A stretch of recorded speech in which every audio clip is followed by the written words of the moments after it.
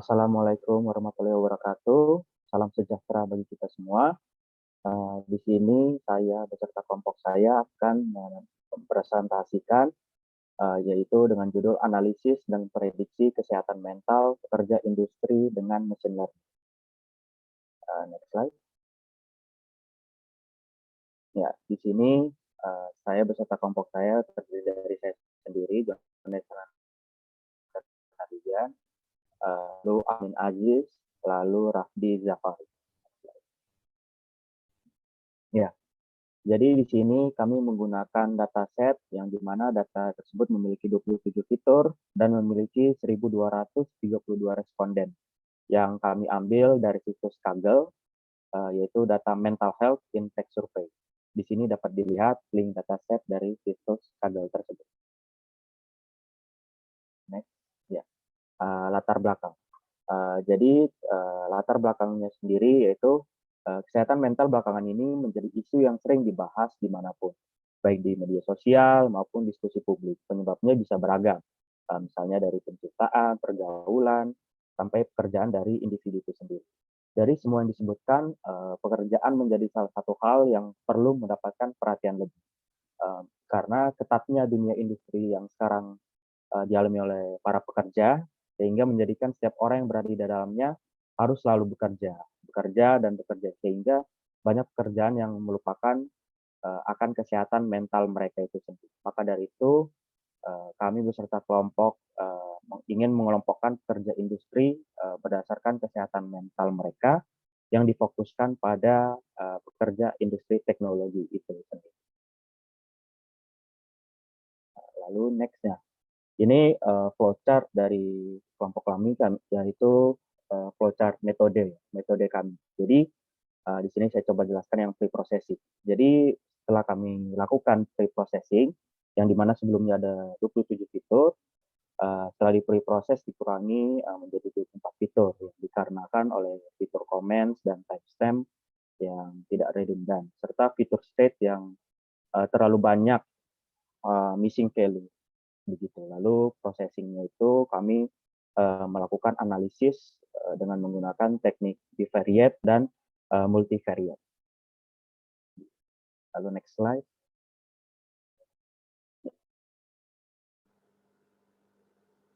Selanjutnya, saya akan menjelaskan tentang analisis dataset yang kami lakukan.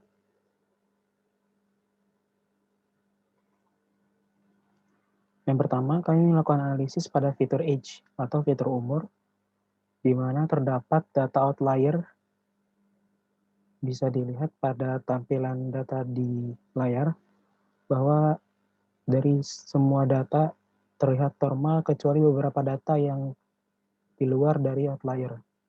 Maka data-data tersebut kami hilangkan. Kemudian pada fitur gender, kami melakukan analisis.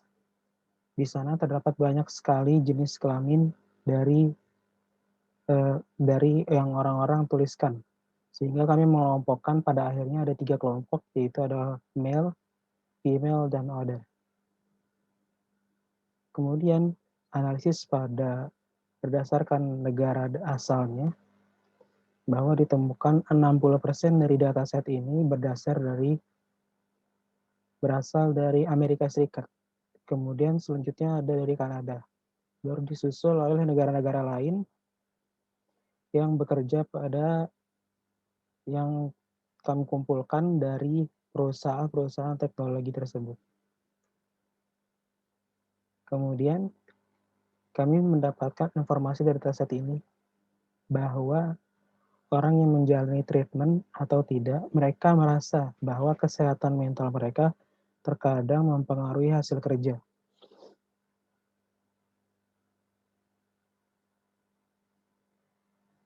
Selanjutnya akan ada penjelasan tentang data processing yang akan dijelaskan oleh Amin Aziz. Oke, baik. Pertama ini adalah fitur importance dari library-nya Random Forest. Di sini pakai MDI, yaitu maksudnya jadi impure skornya. Jadi akurasinya kalau misalnya masing-masing dari fitur ini dihilangkan, bakal berpengaruhnya seberapa banyak. Nah, yang paling berpengaruh itu age atau umur.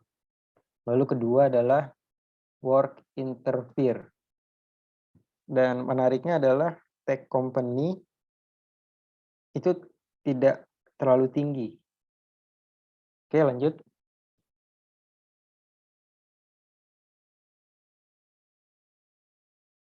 Selanjutnya, ini adalah numeralisasi. Jadi ya di misal yang kayak gender, male, female, sama other itu diganti jadi 0, 1, 2.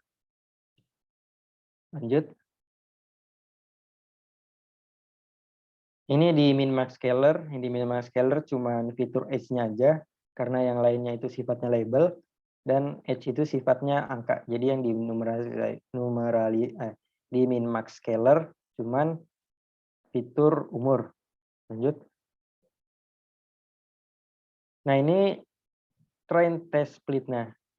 Jadi kita di sini bagi test size-nya itu 30% dan train-nya 70%. Dan fitur columns-nya kita nggak pakai semua, yaitu cuman 10. Lanjut.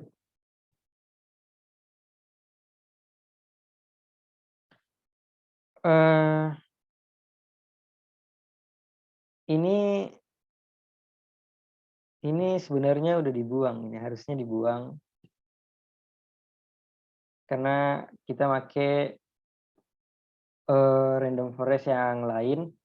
Cuman kalau random forest yang ini hasilnya berbeda jauh, padahal sama menggunakan random forest fitur importance. Kita masih nggak tahu kenapa, cuman yang ini akurasinya lebih sedikit. Lanjut.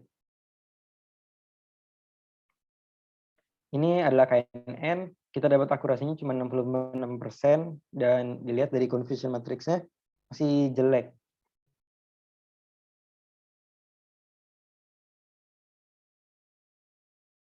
Lanjut. Selanjutnya kita menggunakan decision tree dan akurasinya 71%. Ini masih lebih mending dilihat dari confusion-nya. Dia salahnya itu lebih sedikit. Lanjut. Nah, ini kita pakai logistic regression. Regresi logistik. Ternyata hasilnya sangat mirip dengan decision tree. Lanjut. Kesimpulan selanjutnya akan dijelaskan oleh Raffi. Dari apa yang kami sampaikan, dapat disimpulkan bahwa terlepas dari pangkat atau jabatan mereka dan jenis pekerjaan mereka, mereka semua mengalami penurunan kesehatan mental atau stres, sehingga membuat mereka harus pergi ke psikiater untuk menjalani pengobatan. Tetapi gender jelas mempengaruhi tingkat kesehatan mental orang tersebut. Kemudian prediksi dengan teknik-teknik machine learning juga menghasilkan hasil yang tidak memuaskan, sehingga belum dapat dipakai untuk membantu dokter atau psikiater untuk mengambil keputusan-keputusan penting. Semua metode klasifikasi dan clustering yang sudah kami gunakan menghasilkan akurasi di bawah 80%, yang artinya belum dapat digunakan sebagai penentu apakah orang tersebut mengalami penurunan kesehatan mental atau tidak. Demikian presentasi dari kami. Kurang lebihnya mohon maaf. Terima kasih. Assalamualaikum warahmatullahi wabarakatuh.